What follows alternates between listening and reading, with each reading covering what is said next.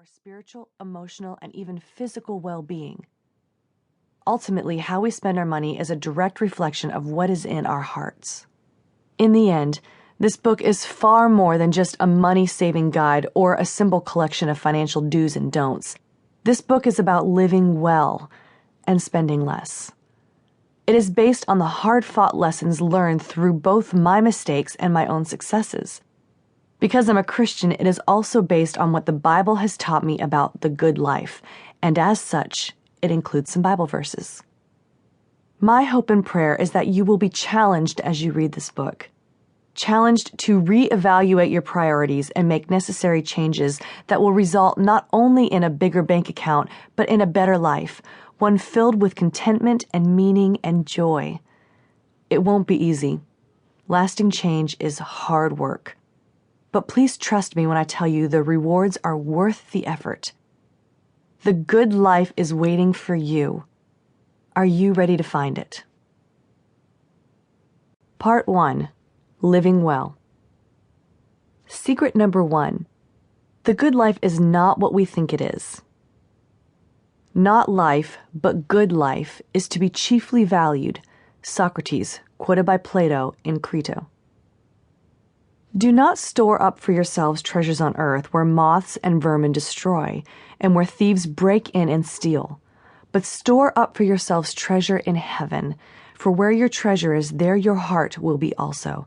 Matthew 6:19-21. To laugh often and much, to win the respect of intelligent people and the affection of children, to earn the appreciation of honest critics and endure the betrayal of false friends, to appreciate beauty, to find the best in others, to leave the world a bit better, whether by a healthy child, a garden patch, or a redeemed social condition, to know even one life has breathed easier because you have lived. This is to have succeeded. Ralph Waldo Emerson. There I sat, a little girl tucked away in my secret hiding place, a hidden crawl space nestled behind the closet of one of the many but rarely used guest rooms in our sprawling 1930s colonial. No one bothered me there, and in that hideaway I spent countless hours in my own world of make-believe, losing myself in the elaborate game I'd made up of creating my dream house. It was a meticulous, time-consuming process.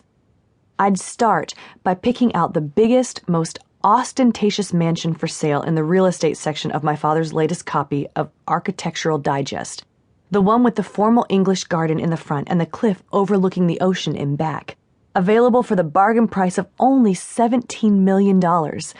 I'd then take a sheet of graph paper snatched from my dad's desk drawer and carefully sketch out my dream version of what I thought the floor plan should look like.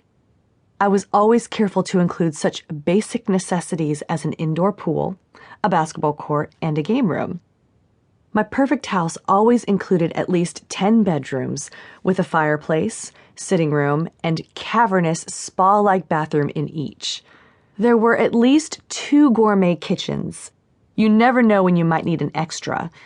A dining room that seated 40, a university-sized library filled with books from floor to ceiling, and every other far-fetched amenity my 11-year-old imagination, inspired mostly by the Barbie dream house, and too much time spent watching lifestyles of the rich and famous, could conjure up. When the floor plan was finally complete, and it always took hours to get the blueprint just right, I'd decorate.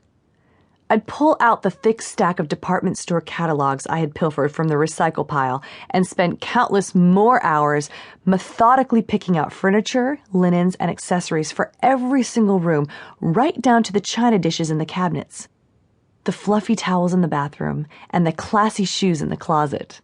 I'd shop the catalogs. I'd picture my adorable, well-dressed children and my kind, handsome, and wildly successful husband. I'd envision our enchanted, problem-free existence, the happy times we'd spend enjoying our luxurious home.